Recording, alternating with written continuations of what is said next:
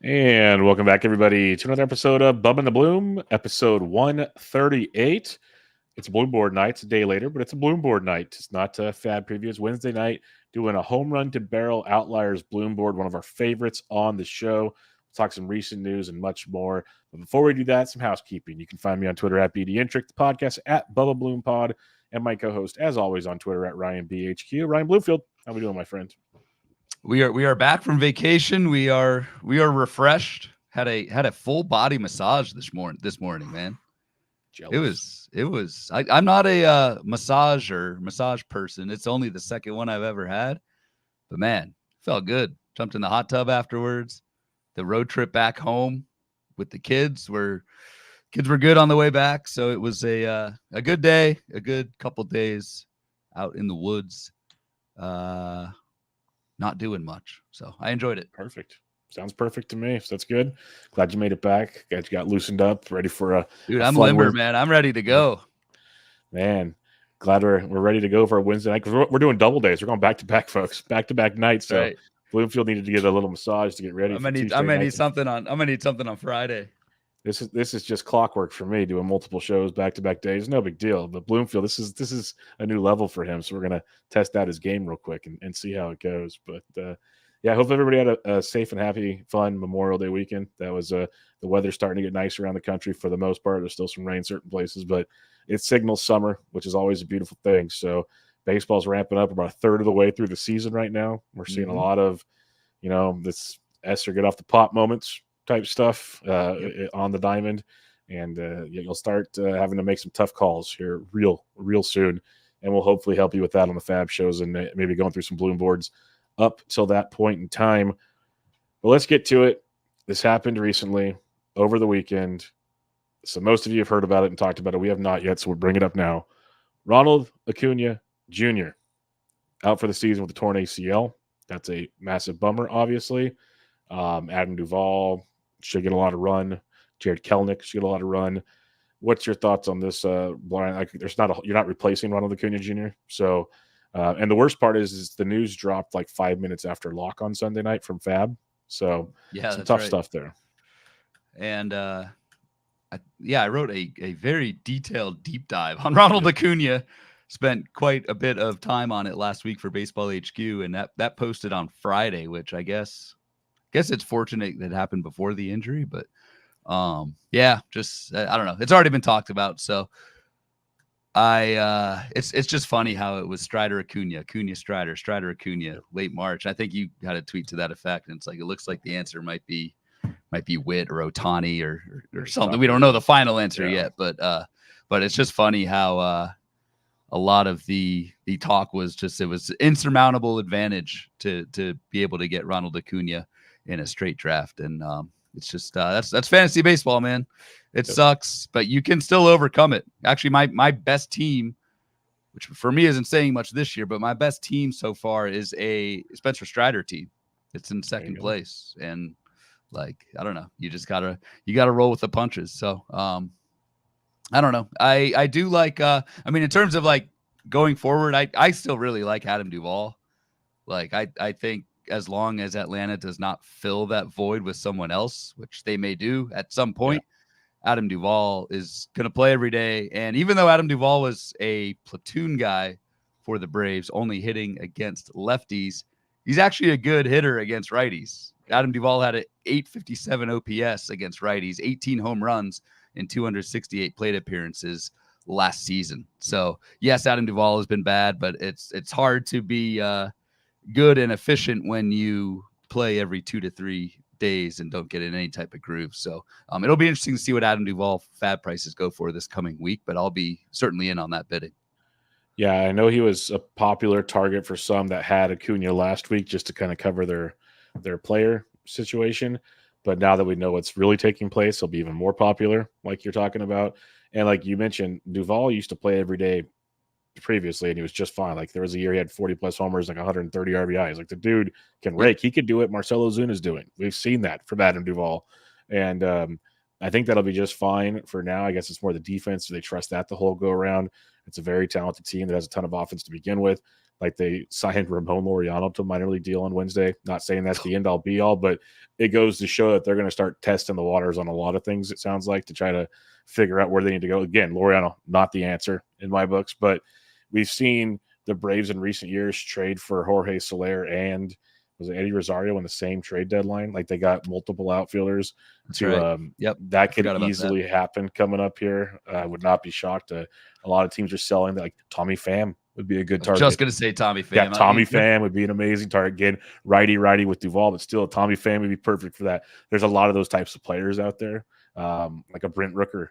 Again, similar to Duvall, but you know what I'm trying to say. There's a lot of bad teams that have options in the outfield that could make some noise. So we'll see where that all plays out with the Braves. The one other thing I was thinking of, and then we'll move on from the Acuna talk, that's is what it is.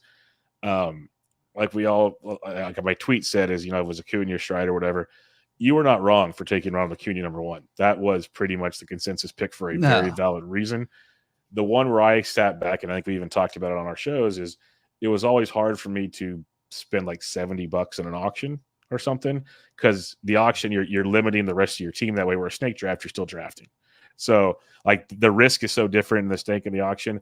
So the auction teams, I'm curious to see those Acuna teams where they sit right now. I'm curious to see where that goes going forward, because those are usually 15-team leagues. Your replacements are tricky, so on and so forth. In a redraft, it is what it is. Like you did the right thing. You got snake bit. That's just the way it goes. But it just goes to show you, like, you can do a stars and scrubs, but Acuna's price tag was different than a stars situation, and that's where that conversation came into play. And I think we even talked about it in the preseason. It was kind of interesting. That's one thing I thought about the other day. So yeah, there was no advantage in an auction format to getting Acuna. I mean, obviously you're getting the best player, or what we thought would be the best player, but you're paying for it. It would be interesting to look in our 4 Bubba and the Bloom leagues where those Acuna teams end up. Hopefully Bubba, or hopefully Bloom team 1, which is sitting in 57th place out of 60. How many teams? Okay, gotcha. Out of 60. Oh, I will fully admit when I have a true stinker. This is one of my worst teams of all time, but hopefully I can surpass one of the Acuna teams by the end of the year. Jeez. Yeah, you'll be just fine. And then Joe Orico in the chat has a fun question, which we'll speculate for a lot of the offseason. Where are we taking him in 2025? If he can come back soon, like some of these other guys have, he'll be I wouldn't be shocked if by the main event season you see him in the back end of the first round again. Like, just think about how Fernando Tatis came back. I know his shoulder is different than an ACL, but I think you could see it. We'll see. So in my article, I actually did write about the possibility of Acuna being hurt as a reason to explain why he was playing so bad. And I drew a little mini comparison to Acuna this year versus 2022, which was the last time he came back from serious knee surgery. Remember, 2022 was pretty bad for Acuna. I think he only hit 12 or 15 home runs, and he ran like crazy, but the power was not there. And that was kind of the same exact thing we were seeing this season with Acuna. So I don't know. I have no idea what his ADP would be, but I personally would be very concerned taking Acuna in the top 30 next year, just given the injury history that is now, unfortunately, extremely long. Yep, and we'll have plenty of time to discuss that as the offseason goes around. So let's talk about some more here. Francisco Alvarez, way ahead of schedule. He's going to set out for a rehab assignment on Thursday. He could be back with the Mets maybe this weekend, if not beginning of next week, which is way ahead of schedule. I think most people know my thoughts on Francisco Alvarez, but it's a little different now with the landscape of a lot of struggling / injured catchers. You're not paying a high draft day price on Francisco Alvarez. I actually got him for a couple dollars in leagues last week to stash. I dropped like a Bo Naylor for him to stash type situation. What's your thoughts on Francisco Alvarez coming back so soon? He's on a lot of waiver wires. Yeah, and this is, so given the news that the stash price will probably be a little bit higher, but I'm worried about your guy. Omar Narvaez. Is he gonna? I don't think he's long for this one. Is it him or Tomas Nido? Is he gonna go the way of Jorge Lopez? I think he's gonna go the way of Kenta Maeda. Take him out back. Worried about your guy Omar Narvaez. No. Yeah, try and stash Alvarez if available. Yeah, because he was properly dropped in a bunch of leagues with no IL 100%. because it's a catcher and the timeline was much longer than we thought. Yep, no doubt about it. A fun question here from Hollis in the chat is it true Bloom was the AFL champ on the Lynx? Against me, yes. Yes, One out of 2 years. Chris Clegg. Chris Clegg won this year. Sniper. Who just had a second kid, by the way. Congrats. I don't know if Chris listens to the pod, but Chris, yes, congrats on number 2. Yep, little baby girl. So have fun with that, buddy. It's the best. Evan Carter of the Texas Rangers has the IL with a lower back spasms. Apparently hasn't bothered him for a little while. Production has shown that, but I think there's more than just the backs that have slowed his production down. Wyatt Langford was activated to take his spot on the roster. Evan Carter, though, he was a guy that some people were starting to draft. Some people were starting to look into that situation. So what's your thoughts on this Evan Carter deal? They're saying it should be a minimal stay. We'll see. Back problems are back problems, but his production has struggled as well. Yeah, back problems are back problems. Carter was actually the headliner, of course, my luck. While I was on vacation, I still wrote a speculator article for HQ. Did in-season downside projections, kind of like what we do in the forecaster. And Evan Carter, my downside projection for him was that he'd be in AAA by July.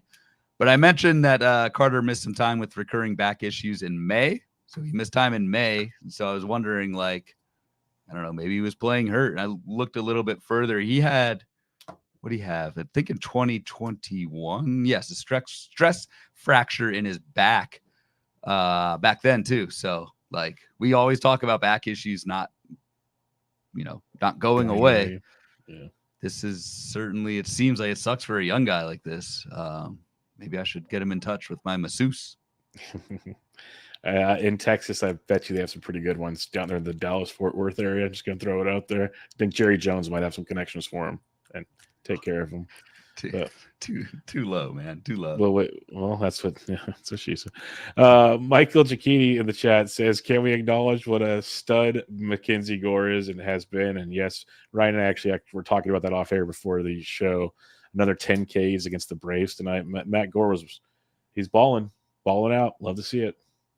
Just let's see him hold it up over a full season. That's my big concern with Gore is what this looks like in the second half, given the injuries and the lack of workload for Mackenzie Gore. But yes, don't want to be Debbie Downer here. He has been freaking amazing and on a few of our teams for sure. Yes, for sure. Lamont Wade Jr. has a grade 2 hamstring injury, which will put him out for at least 4 weeks, which is a massive bummer. Dude's an OBP king of baseball this season and hitting for average, plays every day now. At least he was playing every day now. But to me, this is a drop city situation. Yeah, agreed. Bad timing because the average and the OBP was so much better than it had been in recent years and so much better than against league average. It was actually a pretty useful cushion. But yeah, I think a drop. Yeah, dude, your Giants, man, they just cannot get out of their own way. They keep winning, though. They're winning right now. It's ridiculous. They took 2 out of 3 from Philadelphia. They keep winning, and it's just an ugly baseball team. It's an absolutely ugly baseball team. But Wilmer Flores, Bob Melvin said Wilmer Flores will get most of the action at first base, which is good to see. They called up a prospect that was running wild in the minors, but I think he's more for depth right now. We'll see how that one plays out. And Flores is hitting 211, 1 home run, and 150 plate appearances. So I wouldn't go too much there for Wilmer. Yep, we'll see. Edwin Diaz to the IL with a right shoulder impingement. That's lovely to hear. I don't know if this is hey, you're struggling, go sit on the IL for 15 days and figure it out, or is it really a right shoulder impingement? I guess we'll find out more in the future. You can't drop him yet, Ryan, but the production of late has been less than desirable is the nice way to put it. And yes, I did not understand in draft season just the assumption that Edwin Diaz would miss an entire year with knee surgery and just snap back to being Edwin. I think he was the top drafted closer. It was him or Devin Williams, 1 and 1A, but and not going well. Yeah, neither of those two. Williams was a little bit more, I think, out of the blue, but I don't know. Yeah, you hold on to Diaz. We wonder if he's even hurt. The Mets are just an absolute mess. We know Jorge Lopez won't be worst team in baseball. Yeah, won't be filling in for Edwin Diaz. I guess it's going to be Adam Ottavino, who just blew a save on Tuesday. Reed Garrett has picked up a couple saves, but it's ugly. I mean, even Ottavino he's been okay this year, but nothing special. So I think this is one of those where, like, we were talking before, like the closer market in Fab again this year hasn't been. There's been a little bit more turnover, but there hasn't, I don't think, been that game-changing ad through Fab for closers. So I don't think there's going to be one here if Diaz is out for a while. So maybe speculate on Adam Ottavino, but don't get your hopes up too high. And as Hall has said in the chat, Ottavino blew it today and yesterday. Yeah, he's been struggling. Oh, he blew it today too.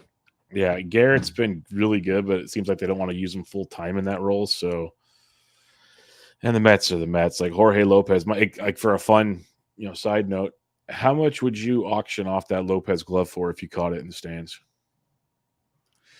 Dude, that thing can't be worth much. Come on. The fact that a player threw that in the stands, like there's something there. You think he'd autograph it? That's what I would look for.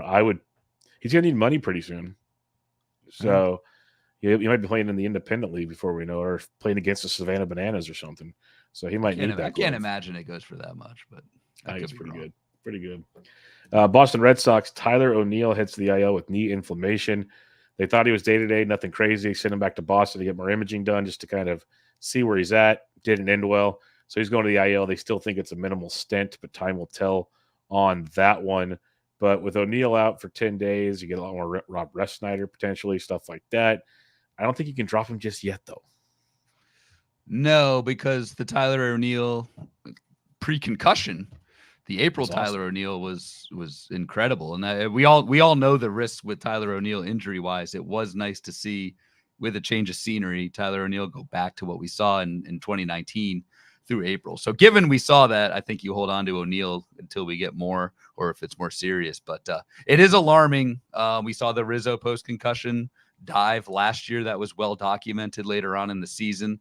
That's being well documented now with O'Neill, and maybe the knee is part of that as well. But again, this is part of the package with Tyler O'Neill. It's not like these injuries are just going to go away. So I do worry pretty seriously about the rest of the season with Tyler O'Neill. He needs to be fully healthy to be Tyler O'Neill again, and hasn't been for quite a while outside of April. Yep, outside of April is pretty much where it sits. So it's been rough. I have one more question for you, talking about guys banged up in collisions. Marcus Semien did not play on Wednesday. It was the first game he's missed since. Can you name that date? Oh my God. Good question. I just wrote it up for the first pitch pod, so I know what it is. It was say, impressive. I'll say September 2022. Close. May 12th, 2022. Okay. Over 2 years ago was the last time Marcus Semien missed. And the reason I bring this up, not just because it's a cool little factoid about Marcus Semien, is you mentioned the lingering effects from the collision. He's been sore since he collided with Adolis Garcia on May 18th, they said. He's hitting like 4 for 33 over that stretch. So I don't know. There might be something there too. That's not a man you want to be running into either. That's a big boy. The wall, you hit the wall on the wall one type thing. That's what that is. It's amazing he can pass tests. That's all I have to say, because that boy bulked up must be eating a lot of protein. That's all I got to say. So impressive. But all right, that'll wrap up our news for the show. Mr. Bloomfield, what do we have in store this evening? All right. The legend, the old faithful, the standby, one of our favorites, is a Bloom board of home run to barrel rate. And so I'll explain this we did I think we do one of these in season, then one off season every year. Figured it was good time to bring this back up this year, mostly because I was late in getting back from vacation, had to throw something together. But what we're looking at here is basically the concept of skills and results. The barrel is, for those that don't know, it's a StatCast measure of hitting a ball hard at the right, either a line drive or fly ball, hitting a ball hard at the right trajectory that produces an excellent result. And so a home run is obviously a result. It's what happens on the field. And so what we're looking at here is we want to see outliers between who's barreling the ball the most and not getting homers, or on the flip side, who's getting homers, but they're not really barreling up the ball that much. And so you would think over time, these things would start to even out, where players that are not barreling the ball as much, not getting those non-barreled home runs, start to get that home run production decline. There are many layers to this, and we had a lot of great listener questions, comments that we'll get to probably as we go through this or at the end of the show. Home run to barrel, your league average is I believe roughly like 36-40%. So you can roughly say if you have, for example, 20 barrels, just divide it by 2 and maybe lop a couple off for home runs. It's something I think that is easy to understand from someone who doesn't, for folks out there who do not dive deep into the statistics. You can just look at home runs. You can look at barrels next to each other and see what's going on there. But some of the layers that we're looking at on the screen here, we have a pulled percentage. So this was our Matt Chapman example last year, where we kind of dug deeper. Matt Chapman had a ton of barrels last season, not many home runs, and we found out that like basically all of Matt Chapman's barrels are going to the opposite field. And opposite field is much, you want to pull your barrels. You don't get as good of results if you go opposite field. So I have a pulled percentage just to add some context there. Some other things, ballpark is huge. So each ballpark has their own home run to barrel. Comerica, for example, in Detroit is like death in center field. Baltimore in left field, those types of things. But so there's more, we can dive deeper into this and peel back those layers of the onion even more. But I think just at a general like litmus test, if you want to look at power skill versus power result, home run and barrel is the way to do it. And it's funny, like the bat speed stuff that came out a couple of weeks ago, like caused everyone to kind of rerun like which metrics correlate best with power. It's barrel rate, and it's not even close. Like barrel rate is by far the best metric to use to evaluate someone's power. So that's what we're looking at here. Yep, these are things I can understand, unlike the bat stuff so far. So yeah, looking forward to this as usual. So we'll start with the guys that are maybe quote unquote unlucky is the way to go about it. We'll see the proper terminology. Someone will tell me I'm wrong, but Jesus Sanchez leads the way here. 2 homers and 11 barrels and 18% home run to barrel, only 27% pulled. I will say Jesus Sanchez hit his 3rd home run of the season on Wednesday. Yes. So that's a start in the right direction. This is a guy that, Bloomfield has mentioned many times on the weeks where the Marlins face a lot of righties, because there is a lot of potential in Jesus Sanchez's bat, especially from previous seasons, but it just has not come to fruition just yet. So when you look at a guy like Jesus Sanchez, we've seen the ground ball rate go through the roof right now. What else do you see with him that might make you think there's maybe there's hope for him at the end of this? It's, to me, I know we talk about Jesus Sanchez a lot in the Fab preview episodes when the Marlins have a bunch of right-handed pitching coming up for the week, because Jesus Sanchez is pretty much a platoon bat. But the exciting thing about Sanchez is it's not just the power is there, despite the results not being there. The strikeouts have gone way down too, from 27% last year down to 21%. So fewer Ks. Batting average has dropped a ton. It's at 224, was 253 last year. I don't think he deserves that either. And Jesus Sanchez runs. So when he does get on base, he's got 6 steals already. I think he's 6 for 7 on the base pass. So I think this is like quietly a 5-category strong side platoon bat that should be rostered in most leagues when the Marlins are facing righties. Yep. No, it makes a ton of sense, especially in 15s with some 12 viability. I don't disagree with that at all, especially as more guys get hurt. So Jesus Sanchez could show up there and have a nice little second half of the season potentially. His ballpark doesn't help him. That's an obvious, but definitely could be some upside there in the end. Jarren Duran's a fun one. 3 homers on 13 barrels. It's a 23% rate, 15% fly ball. Like when I think Jarren Duran, I'm not thinking a lot of power to begin with. It's speed for me. But he's not even running anymore, which is weird. Cora came out and said he basically shut him down, which is real bizarre.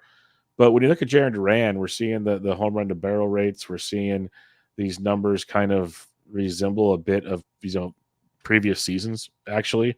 His hard hit rate's one of the highest it's been. So what do you see when you look at a guy like Jarren Duran on this one? Because it's like, to me, this is who he is, but at the same time, I'm more optimistic he should have more home runs.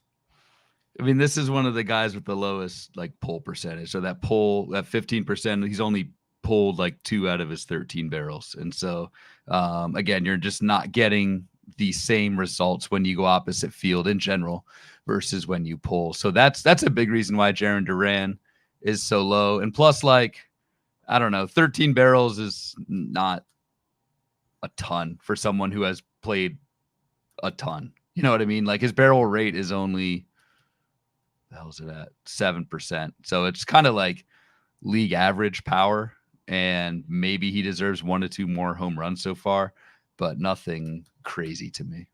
One other thing too, real quick. I got the league average barrel rate wrong at the top. I'm telling you, man, I'm rusty. Isn't it like 54%? Yes. Yeah, okay, 54%. that's what I thought. Yeah, I wasn't going to correct you. I'm pretty sure I remember like 53, 54% on that one. So you can basically divide barrels by 2 and get roughly what their home run should be. Maybe add 1 or 2 home runs. So my bad. Correct the record. Correct the record. There it is. Apologies here. Let's talk Austin Riley. We want to talk weird numbers. Austin Riley is definitely one of those guys. 3 homers, 13 barrels, 23% home run to barrel rate, 23% pull rate. Obviously has a lot to do with it. At least pull barrel rate has a lot to do with it. And you look at his numbers, like his home run to fly ball, he's 19, 21, 21. It's 6.3% this year. That's like a massive drop off. Barrel rate's down compared to usual, but still not horrible. Hard hit rate's still fine. Like, there's a lot to like about Austin Riley, obviously. He had that oblique injury, which was a concern. But I just don't see this sustaining, let's put it that way. And like, I wonder, I mean, with the oblique, you wonder what, how that's going to affect him going forward. So this one I have no like explanation for, man. Like, how do you go from being 33 home runs, 38 home runs, 37 home runs the last 3 seasons to 3 in 171 plate appearances? Like, Acuna gets a lot of talk for how bad as he has been, but like, low-key, Austin Riley has been one of the worst picks in fantasy this year. You kind of have to bet on the track record, though. Like, I almost, given how good Austin Riley's been for so long, like, I almost take the approach of we're digging in a little bit too much and just trust that a guy who's been elite for 3 years is going to be elite again. Could be wrong, especially with the oblique. That's the only thing that gives me some pause. But like, if Austin Riley's right, I think this has to turn around, but it's been awful. Yeah, it's been real brutal, but like, I'm pretty, as long as he's healthy, I'm confident, because as a whole, the Braves have been disappointing compared to years past. Like, Olsen's starting to heat up. Albies has been bad. Harris hasn't been great. Like, Ozuna's been awesome all season, but as a whole, Acuna wasn't doing anything. It was a disappointing Brave start to the offensive side of things as it warms up in Atlanta. I think it could get real interesting there. Let's put it that way. We're going to star Joe's question for later because the other players on the other side of the board. So we'll get to him in a minute. But I want to ask you about Vlad Guerrero Jr. since Joe's around. Let's talk some Toronto Blue Jays. Make him feel at home here. 5 homers. Joe, grab the bottle. Grab the bottle real quick. 5 homers on 19 barrels. He's pulled 42% of them, which is good, probably on the ground. But what's interesting with Vlad is I'm looking at it. Barrel rate's the same as it has the last 2 years. Hard hit rate's through almost 60% hard hit rate, which is nuts. 50% ground ball rate, which is standard for Vlad. It's a little higher than usual, but it's like you look at it, it's year after year, Brian. He hits the ball so dang hard, and then he hits it into the ground. And here we are again. So what's your thoughts on Vladito? I mean, the only thing I'll say is like the barrels are there, and yes, Vlad hits a ton of balls on the ground. I'm not gonna deny that, but a barrel cannot be a ground ball. So a barrel has once to be I said that out loud, I was ball. like, yeah. So like, he still crushed the ball 19 times. I worry a little bit about the pull rate, and I know a lot of Blue Jay folk. They got excited today when Vlad Jr. flied out to left field because he pulled the ball in the air. Standards are high, folks. It's kind of the same. It's the same deal with Vlad as it's kind of always been, except for that 1 year. I still think Vlad has deserved 5 more home runs. And if you give Vlad 5 more home runs, he's hitting. I mean, the dude's hitting 295, so he'd be hitting over 300 with 10 home runs, probably 30 runs in RBI. Like, it's not bad, dude. It's not bad. I'm not too worried about old Vlad. But he's not. Is the point of this conversation? It's So true. I know you don't like. I know you're always the low guy on Vlad. I hey, get it. Vlad's on my tout worst team because he's an OBP machine. I would love more power in that spot. I love more power in that spot, but I digress. That's where we got it. He's got the third most barrels of anyone on this list. So I don't know that the hard contact in the air is there. It's just not working out for him going yet. to left field very much, which is the Exactly. problem. And maybe that's the Matt Chapman problem because Matt Chapman was on the Blue Jays last year in that right center field fence with those changes. Maybe that is the problem, but I don't know. I'm probably being too optimistic on Vlad. Yeah, definitely. All right, let's talk Yainer Diaz on this one. 3 homers and 11 barrels, 27% home run to barrel rate, 45% pulled though. That's pretty good for Yainer Diaz. 45% pull rate, a little bit better than Vlad. He's still hitting 253. We'd like a little more out of him on that one. But as a whole, Diaz is letting people down in the power department. I've even had someone DM me about this. The barrel rate's down to 6.8% compared to what it was the last few years. But the hard hit rate is still pretty good. It's that just 54% ground ball rate is going to get you in a lot of trouble. So what are we thinking with Yainer? It feels like if he can just elevate the ball, he can be better than Vlad. I mean, I hate to say it, but this looks a lot like what we've seen from Yainer Diaz. Elite bat to ball, ton of ground balls. This is like the Alejandro Kirk path. And you don't want to go down that path. No. So it's for me, it's the big problem is this huge spike in ground ball rate. Like you said, 11 barrels on 3 homers. That's quote unquote unlucky, but okay. Say give him 5 or 6 home runs on those 11 barrels. It's still been pretty rough for Yainer Diaz. You can't have a catcher hitting the ball on the ground that often. Needs to make some type of adjustment. Again, in that park too, Houston left field Crawford boxes, homer to barrel rate should be quite a bit better. I was saying if he could pull his barrels at 45%, there's room for another. We saw him go on tears last year, is what I'm trying to say, and that could easily come into play if he just elevates the ball a bit. But we'll have to wait and see on that one. Jackson Merrill, I don't have a ton on just because he's his first year. I don't really care about Jackson Merrill, but I don't have any shares. I was never interested in him. Like it's just nothing there for me. Well, I care about him as a human being, but not as a fantasy player. So, do you have anything on Jackson Merrill? I don't really no. Mostly because we don't have a track record for what he can do. That's my biggest thing. There's nothing to but I do care about him. Well, you're a better man than I. It's been established many times on this show. That's right. Ian Happ, his 5th home run tonight. I've already screwed the pooch on this one when I jumped the gun and pulled him and dropped him on a roster. But 4 home runs, 13 barrels for Ian Happ, 31% home run to barrel rate, 54% pulled.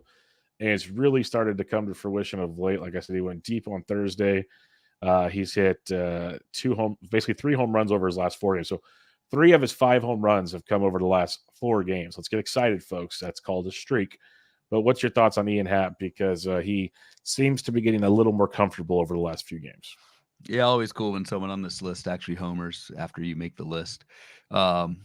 Ian Happ is not in store for any type of breakout or anything, but if he could just get back to being, a decent compiler, that's all we're asking for. And and the other thing with Ian Happ, he had that hamstring injury that I think originally put opening day in question.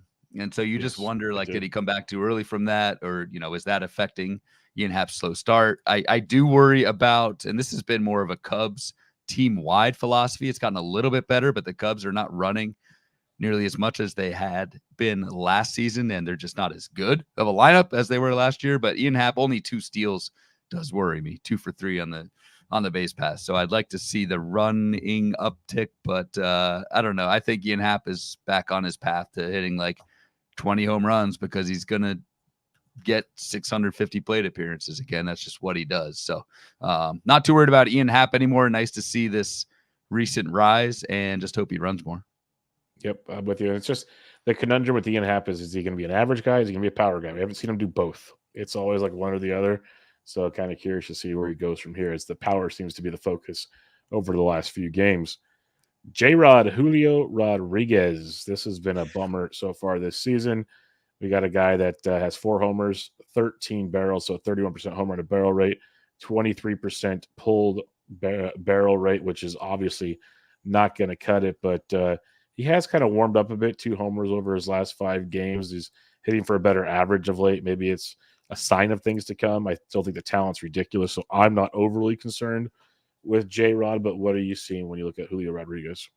I'm not too worried either. I mean, this is a guy who is 23 or whatever and is coming off a 30-30 season and actually had a slow start to his rookie year in 22 and was slow starting in 2023 again. So Julio has shown the ability. I'm not saying he's a slow starting guy. I don't even know if that's a thing, but he's shown the ability to turn things around very quickly in season. So not super concerned about Julio. I do just wonder about the pull rate. Like he needs to get around on the ball more. 23% for pulling your barrels is pretty low. And I think it comment about something with inside pitches that he's not getting around on that Julio isn't. So maybe an adjustment's needed there, but in general, no, I'm not worried about Julio Rodriguez. But man, dude, like it's been a bummer of a boomer bust first round Big time. Year. Acuna, Strider, Julio, Corbin, just awful. And then you've got Betts, Ohtani doing their thing. Tucker. Yep, Judge. There's kind of been no in between. Tatis has kind of been a bummer. Yeah, semi. Yeah. So it's been weird. And speaking of the boom part of the first round, Bobby Witt Jr. See, we're talking about a lot of guys that have kind of disappointed so far this season. And then you got Witt on the list. That's why these lists are so much fun. You got the goods, the bads on here. Witt has 9 home runs on 29 barrels. No one on either side of this chart has 29 barrels. So that tells you how good he's doing. 31% home run to barrel. If we use that 54% metric, let's just have fun with this. That's like 15 home runs. He's like 6 home runs short right now on this grand scheme of things. And he comes with a 14% pulled barrel rate. Like Bobby Witt Jr. has these elite skills and he hasn't even mastered them yet, which is scary because he's not pulling it that much. The dude's a freak and he continues to get better each season. So what do you got on Bobby Witt? Yeah, you can hit the ball wherever. As long as if you barrel it that often, I don't really care. Like, yeah, we can't. Bobby Witt has 9 home runs, and so he's on a 30 home run pace, and that's just fine with me because of everything else that he does. Bobby Witt is 4th in baseball in barrels. It's Aaron Judge with 40, Juan Soto 34, Ohtani 32, and then Bobby Witt with 29. Giancarlo Stanton is number 6 on that list. By the way, of course he is. We got. We should do barrel per strikeout rate and see what Stanton looks like. That'd be a fun one. All right, Bobby Witt's teammate Vinnie P. I hope Gialdi's around for this. Vinnie Pasquantino, 5 home runs on 16 barrels is 31%, but a 50% pulled barrel rate, which is obviously very good. This is so far the best barrel percentage of Pasquantino's career. Best hard or close to his best hard hit rate as well. Dude's doing it really, really well, just not fully producing. It could be a factor of Kaufman, who knows? But the skills are there, and he's looking healthy, which is good to see. Absolutely, man. To have this power, to be able to pull that power is awesome, and to only have 5 home runs to show for it, while not awesome, makes Vinnie P an excellent buy low, trade target, whatever you want to talk about in trade leagues, especially because the K rate is so damn good. The plate skills are so good. 14% strikeout rate this year for Vinnie P, career 12%. Like he is, I feel like Vinnie P, you tack on the age, like I feel like he's ready to explode. We just haven't seen it yet. But like this is probably the most excited I will get over someone who is hitting 224 with 5 home runs a third of the way in the season. Everything looks good beneath the hood for me. Yep, he looks good. Let's hope the leg is okay right now because that's what we're waiting for. Thanks to Byron Buxton. We got a few more guys on the list here. I want to get to Dansby Swanson for sure, and then we can let you talk about your boy if you want. I was going to say, you're skipping over my guy. That's deliberate. Saving him for last since he's starting to fall to Bichette these days. But Dansby Swanson, 4 homers with 11 barrels. That's a 36% home run to barrel rate, 27% pulled barrel rate. And it's weird with Swanson, like he missed time on the IL, so who knows how healthy he is right now. But it has been a massive disappointment, hitting 204 striking out 28%. It's just been a kind of lost year, it feels like. But then you look at his barrel rate, which is in line, his hard hit rate's in line. So he's doing all those things good, but a lot of it's going on the ground with these days when it's not getting barreled up. So what's your thoughts on Mr. Dansby Swanson? I'm not worried. Similar to what we were talking about with who the hell was it? Austin Riley. Just like I will always trust the track record over 2 months every single time, unless like, I mean, you mentioned the injury, so maybe that's something, but I'm not worried. I think we did get, it wasn't a listener question for the show. I think somebody tweeted at us. Yes, Rod L tweeted, would you still hold on to Dansby Swanson in a 12-teamer? Which I'll throw back to you, Bubba, since you're the aficionado of the 12s. I would say yes. I think I do have him in 12s. I'm still a believer in him. Also for the fact it's harder and harder to find 12s you trust over Dansby Swanson. So I'm in with Dansby right now. I get the concerns. The batting average is the worst part. The 204 average is dreadful, but I think that Cubs team's going to figure it out sooner than later. They're all scuffling right now. It's like Seiya Suzuki's still banged up. There's a lot of question marks there in Chicago. So I think let it heat up. Let's get some windy days in Chicago, and Dansby will be fine. It sucks because Dansby's hit like 7th or 8th. That's the bummer. I know. That is a bummer.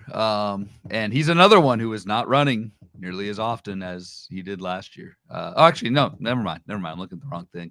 He is running. He's got 4 steals. So I don't know if he gets to maybe 10 or something, but I don't know. Dansby is 100% rostered in NFBC 12-teamers. 90% started in NFBC 12-teamers. So he's a middle infielder in most of my leagues that I have him in. He's not the starting shortstop. He's a starting middle infielder for me. So you're right, man. The Cubs have to turn this around soon. They have to. They're too good. Talent. They're too good there. Justin Steele looked good his last start. Hopefully that continues. Shoto will be fine. Like there's lots to like there. And they get to play teams like the Pittsburgh Pirates, who has O'Neal Cruz on that team, who has 7 home runs with 21 barrels for a 33% home run to barrel rate on a 57% pulled barrel rate. I'm just going to give you the floor, Bloomfield, because this is your boy. What's your thoughts here on O'Neal Cruz, who, if he's not striking out, I guess he's doing good things for you?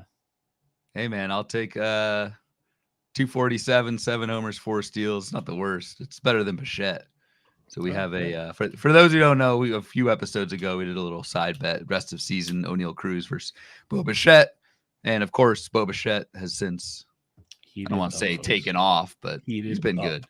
Yes, he's what? He's heating up. Yeah, heating up from like Antarctica. Oh, so okay, I don't know. O'Neal, like, so all right. So back to Cruz, like a 15% uptick in strikeout rate. I am worried about that. The plate skills are pretty bad with O'Neal Cruz, and he hits a ton of ground balls, 51% ground ball rate. That's concerning, but he just hits the ball so hard. Like it ground ball, fly ball, line drive. It kind of doesn't matter. He's hitting it hard no matter what, and that's why we're seeing it's hard to get like an 18% barrel rate when you hitting the ball on the ground 50% of the time. It's like a lot of your batted balls are either a barrel or a ground ball. So I don't know. I think O'Neal Cruz can approach 30 home runs this year. It's just, will the average stick at 247? That's my main concern. I don't see that happening. I see it dropping back down to 220, 230. Which makes Bichette even better. All right, let's look at the, I guess, overachievers side of the board here. And I'm just going to group these 3 together because it's hilarious. There's 3 players that have had 100% home run to barrel rate. So for the common folks, that is regression coming. Eddie Rosario, 7 for 7. Isak Paredes, 9 for 9. But that's what Isak does. That's what he does. And it's weird because he only has a 44% pulled barrel rate, which is impressive in the grand scheme of things. And then Dalton Varsho, 10 homers on 10 barrels. 90% pulled barrel rate, though. So that is almost like you could say you'll never see 100%, but at least there's some justification there in a roundabout way with 90% pulled barrel.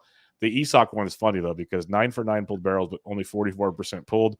So that means 5 of his 9 home runs, just top of my head, quick math, didn't go to college, were not barrels.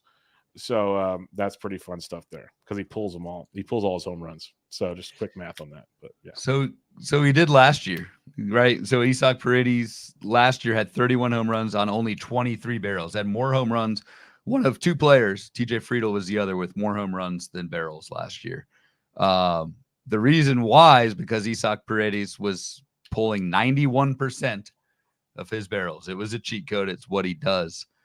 I don't see that happening this year. It's down to that 91% has dropped to 44. Like, I wonder if teams have now adjusted. I'd be interested to see like a zone chart of Isaac Paredes, and are they pitching him more outside than teams did last year? Because I actually think this year, even though Isaac Paredes has that, that reputation of being an extreme pull hitter, he has not been this year. So while it's interesting to see him up top again for the second time, I don't know if this one is nearly as legit as we saw last year. So I'm concerned about that one. The one I'm not concerned about is Dalton Varsho, because like you said, Bubba, he pulls pretty much every single one. And that is, that's what he's doing. And that's what you do in Rogers Center. So very nice to see Dalton Varsho. I think that's something he could close to maintain, this 100% homer to barrel, same number of homers as barrels, just because he pulls the power so much. If he only had a teammate that played first base that could use some help with this. I know, man. Like they should probably talk, together. Right? Maybe collab. Like have a little chat. Keep Bo Bichette out of it. While Bo Bichette is nursing his next knee injury, that's maybe when we can have the training session from Varsho over to Vlad. Let's talk J-Ram. Jose Ramirez, 16 home runs, 17 barrels, 94% home run to barrel, but a 76% pulled rate, which gives a little bit of luxury to it. It's impressive. Over like the last 2 weeks, J-Ram's hitting 382 with 6 of those home runs. Dude's just mashing everything. People were worried about J-Ram at one point after the slow start. I think he's just fine, folks. I think we're good. So, this beast mode. Could he sustain a 94% homer to barrel? Not many can, but I have zero concerns about J-Ram. Like, so what's he hit? 15, 20 more still? Like, I'm not worried about him. Right. That's where you're digging a little too much and nitpicking if you kind of fade J-Ram because he's on this list. J-Ram is incredible. One of the as these others were rising, J-Ram finally falls, I think, out of the first round. Yep. Right at that back end wheel in drafts this season, and 15 teamers for sure. Quietly one of the best values in that second round, like going right around Austin Riley, Matt Olson. Like, it's a big change in where your team is if you took J-Ram instead of Austin Riley. And it doesn't, every skill looks the exact same with J-Ram as it has previously. Like the elite contacts there, he's running quite a bit and he's successful. 80% success rate on the base pass, and the power's there. So he's a beast. He is a beast. He's as good as Barry Bonds or better, he says. So don't forget that. Did he say that?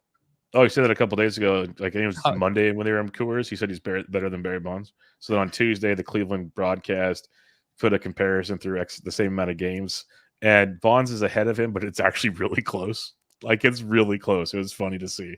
That's funny. Yeah, it was J-Ram's like, he's a dude. So it's pretty funny to see. I'll go Anthony Santander. This is interesting. 9 homers, 10 barrels, 90% home run to barrel, 70% pull, which you need to do in that ballpark. That makes a ton of sense in Baltimore. Dude's hitting 204, though. He is on the struggle bus in Baltimore. So the power's there, but the overall skill sets are diminishing, it feels like, for Santander. But maybe there's some hope. What are your thoughts on Anthony? I just think the batting average is always going to be bad because Santander just hits so many damn fly balls. 55% fly ball rate. That's absurdly high. It's good for power, but it's death for your batting average. So, like at HQ, we're projecting Santander to hit 241 the rest of the way. I think I'd even take the under on that going forward, just given the loft in Santander's swing. Interesting to see. I think he's a switch hitter, isn't he? Yes, he is. Yes, he's a switch hitter. So it'd be interesting to see how much of these lefty left. Right? Yeah. That's one where a simple board and one number doesn't show you. So I'd like to dig into that a little more. But no, super worried about Santander in batting average leagues. I don't see 220, 230, maybe something like that. Well, he has 6 home runs as a righty and 3 as a lefty. Can't tell you if they're pulled or not. I'm just doing a quick search on Fangraphs splits, but 6 of them are right-handed, 3 are left-handed. So tells you a little start of it there. I'm guessing those right-handed ones were pulled home runs. Just going to throw that out there. All right. This one stings. And I joked about it a while back, but Randy Arozarena, he has 8 home runs on 9 barrels, 89% home run to barrel, only 33% pulled barrels, which is bad. Dude's hitting a $181 with 8 homers and 7 steals. He's going to go 20-20 and might not hit 200 this year. This is brutal. So what's your thoughts on Randy Arozarena? Because this is one of those guys that you just set it and forget it, and it might not be a good thing. Yeah, and unfortunately, the bloom was on the rose this year, and I had a Arozarena in more than a few leagues. I just love the track record, the baseline. I thought 30-30 was doable, and yeah, I guess he's going to hit 20-20, but like Jesus, man, yeah, He's hitting 159. Like, good hell, that's terrible. The placement on the bloom board is bad because you would think Arozarena, especially given the low pull rate, 33%. That's one of the lowest of anyone on this overachiever list. So Arozarena probably really only should have. I don't know what Tampa's, how that park, how Tropicana plays for homer to barrel, but Randy probably should only have like 5 home runs, man. And like that would be terrible. So if anything, he's been a little fortunate, but man. Oh, he's been very fortunate because it's been brutal. And a lot of it was early in the season. He's kind of really hit the skids of late. So he's someone that they're talking about trading for the Braves. Maybe that'll help him a lot. We'll see. That might get him in a different team, different setup, and something to look forward to. But it's rough right now. Jurickson Profar, 8 homers, 9 barrels, same as Randy, with a 56% pulled barrel rate. Profar went deep again on Tuesday, not yesterday. But we've talked about Profar a few times. He's just been super productive, driving in runs. Obviously, we've all been like maybe obviously is the wrong word, but we've said he can't sustain this all year, his production already, before even seeing this board. But this stands out even more like, dude, you're still pulling it, which is nice, but yeah, this is not who you are. Yeah, and he continues to prove me wrong whenever I say it. I don't see it. Profar is someone who over the last 2 full seasons has hit 242, and all of a sudden you're going to hit 323 with basically the same level of hard contact, a slightly better strikeout rate, but pretty much nominal. And being on this list, having power skills that don't support what you've done on the surface. So I'll continue to fade Jurickson Profar. I mean, it's nice that he's hitting 3rd for the Padres every day. It's a decent lineup, but I don't know. This just looks like the same guy who's just been the last 2 seasons, and the last 2 seasons, Jurickson Profar has pretty much been unrosterable. Yeah, it's he's usually a platoon player, not a full-time guy. So yes, very, very difficult to enjoy there. Let's talk about Mr. Josh Naylor, another Cleveland Guardian on the list. Another Cleveland Guardian is mashing baseballs. 15 homers on 17 barrels. J-Ram had 16 on 17. J-Ram pulled the ball 76% of the time. Naylor's only pulling the ball 53% of the time, which stands out quite a bit. But he's doing it all. He's hitting 240 right now, which you'd hope for a little better, but overall has been quite productive. The power's there. He's driving and runs, even 3 stolen bases. Doesn't strike out a ton. I've been Team Naylor for a long, long time. I don't know if he can sustain this kind of a pace, but I've even said in years like last year, he's 25-15 type guy. He's clearly on a path to that, I think. Yeah, and while Naylor's maybe like slightly ahead of his skis in the power department, dude has been BABIP to death batting average. Like should not be hitting 240. This is basically the same profile, a guy who hit 308 last year. The Josh Naylor's BABIP has dropped from 326 down to 205 from last year to this season, with harder contact and pretty much the same strikeout rate and the same ground ball rate. So like there is no reason why Josh Naylor should be hitting 240. If a slight pullback in power means 50 points in batting average, if those luck factors neutralize, I will gladly take it. Josh Naylor is awesome. Yes, he is a beast. It's nice. He's been a popular name on the show for a few years now. People are starting to realize it this year, so it's fun to watch on the old Twitter there to see how that one goes. Goldilocks, Paul Goldschmidt. He's been crying about his production and eating days off, this and that. And then you look, 7 home runs on 8 barrels. That's pretty lucky with a 50% pulled rate. Maybe he should cry some more.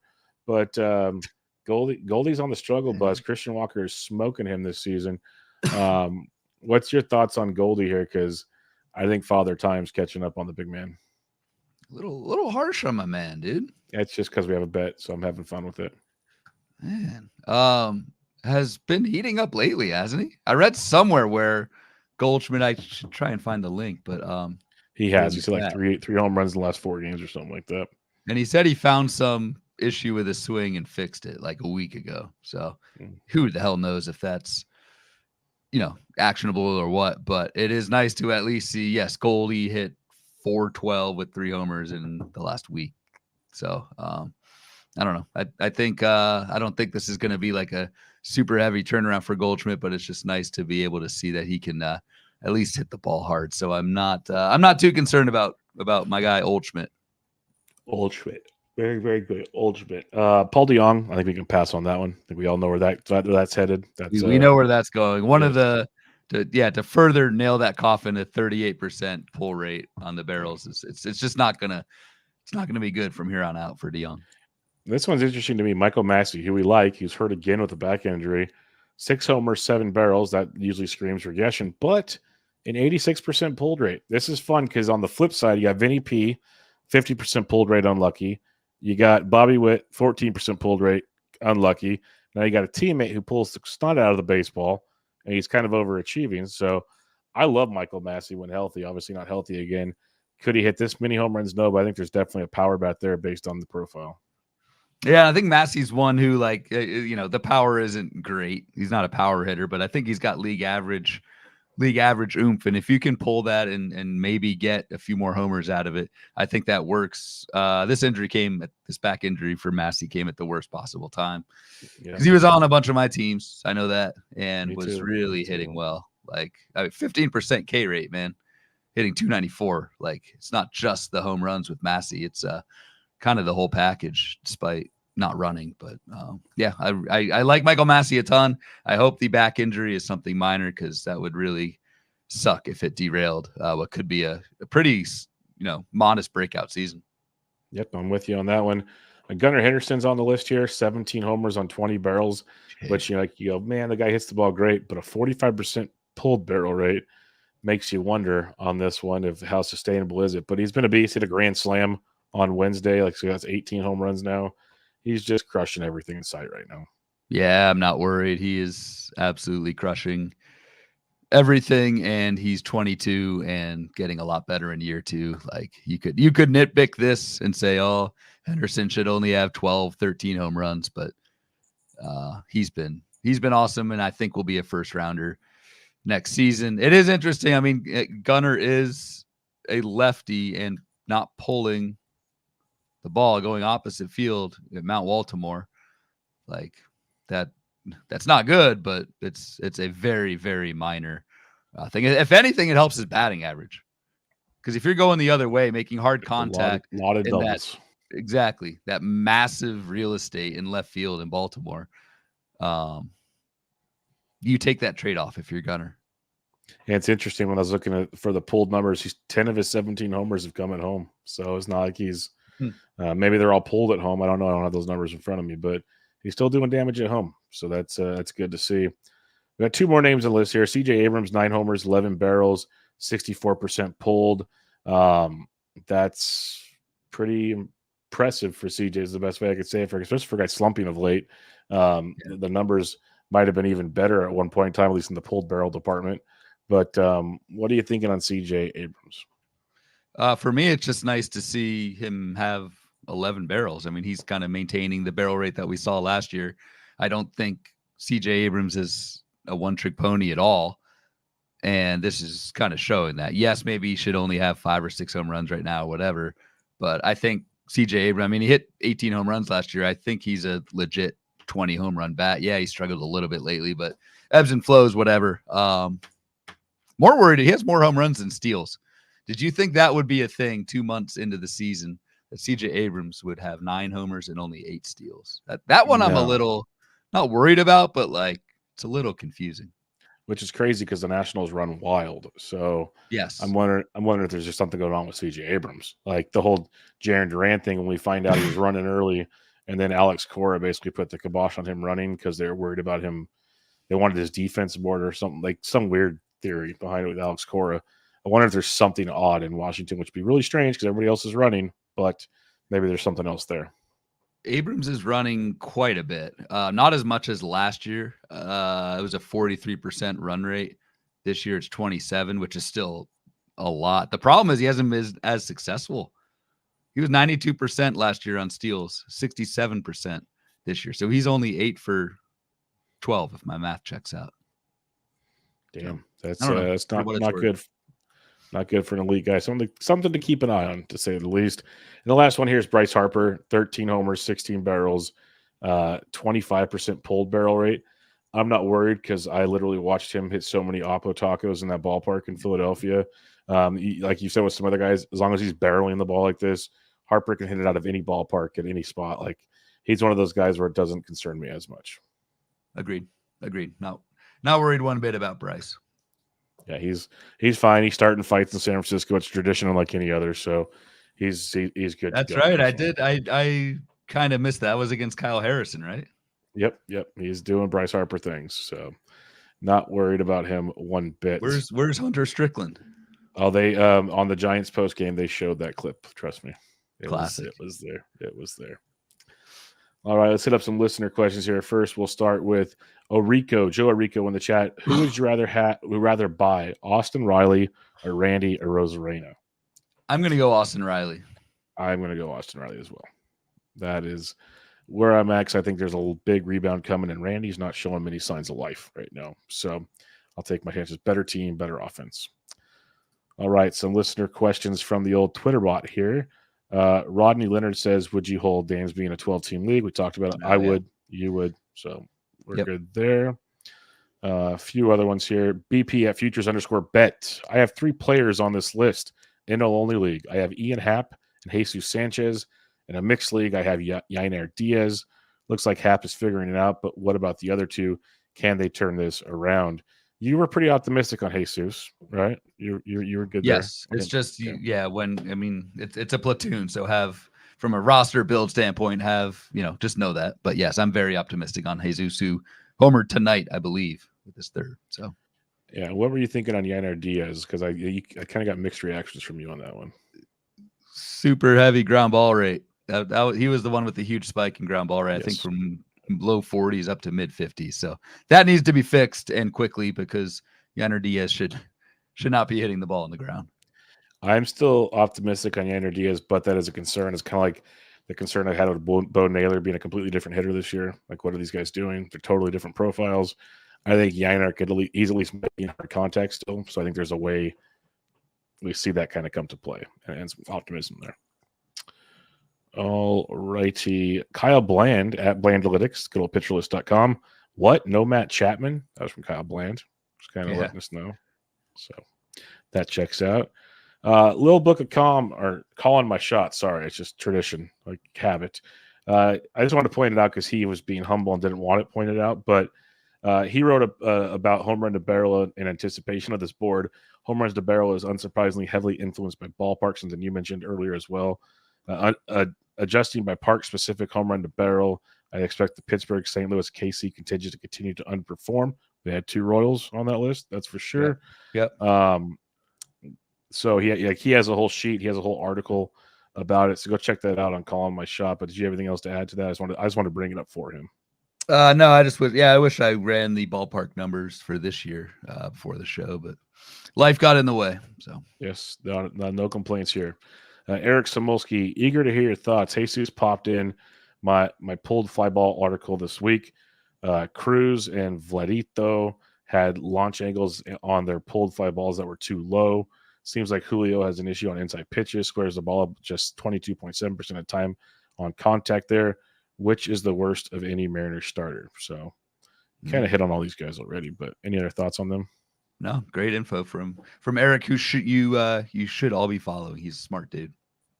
Our buddy Corbin Young, Vlad, Bobby Witt, and O'Neill Cruz in another category with barrels. Besides the obvious hitters with raw power like Riley, which would be your top 1 to 2 regress in barrels to homers? From the let me pull the damn thing back up. From the underperformers? I'm guessing so positive regress. Besides the obvious ones. So. I was gonna say Austin Riley to me is the obvious one. Like the barrels haven't been there, but I think it's just a slump. So I'm not worried. Julio, but that's not very action worthy. I'll say Vinnie P. That's where I was going. Vinnie P was my guy. That's the one I was looking at. Vinnie P and maybe Ian Happ with what we're seeing here lately, but Vinnie P would be the dude for me as well. All right, a couple more here. John Wilder says, any hope for Gleyber Torres under the hood? Seems like every time I look at the Yankees are putting up 8 runs and Gleyber is 0 for 4. Yeah, it's brutal. That's one of those that I was very high on and drafted with a lot of people I know, and I got like 0 or very few Gleyber shares, thank God, because he went 0 for 4 again tonight with 2 walks. Like he's 0 for 2 with 2 walks, I should say. He's hitting 227 right now, Ryan, with 4 homers and 4 steals, 24% K rate. Anything you see with Gleyber Torres that gives you any kind of optimism? Other than the track record, not really. We've talked a little bit about I don't want to say broken hand, hit by pitch on the hand early in the season that maybe explains some of this, but other than that, it's been really bad. I don't see any signs of it turning around. One of the things that does stand out a little bit when it comes to Gleyber, not pulling it as much and going oppo a lot more. So it might be an approach change, could be because of the hand slower to the ball, but he's not pulling the ball very much, which is a bit concerning. HD on Twitter at DawnHD2012. Can you cross-reference their ground ball percentages? Seems like a lot of guys that put punished worms on this list. No. Yes, we discussed that. Definitely something there. There's no doubt about that. Yeah, they're the ground ball guys won't. I mean, the barrels can't be ground balls, so I don't think ground ball guys are getting punished by this. Barrels do account for that. The success rate on barrels is very high, and one of the questions we have in the actual like live chat from Hollis is just in simple terms, would you consider the left column guys basically the underachievers and buys, and the right column guys sells, which are the overachievers? In simple terms, yes. If you're making hard contact and not getting results, trust the skills instead of the results, and that works both ways. Yeah, more often than not, that's the way. But like that's why we say like Bryce Harper, no, that's who he is. We're good there. Don't like go crazy there. But there's a bunch of guys where you can, like Paul DeJong, go trade him if someone will give you anything for him. Knock yourself out. Yep. Michael Cicchini says, I have a pitching question. Shallow 12-teamer. Would you want? I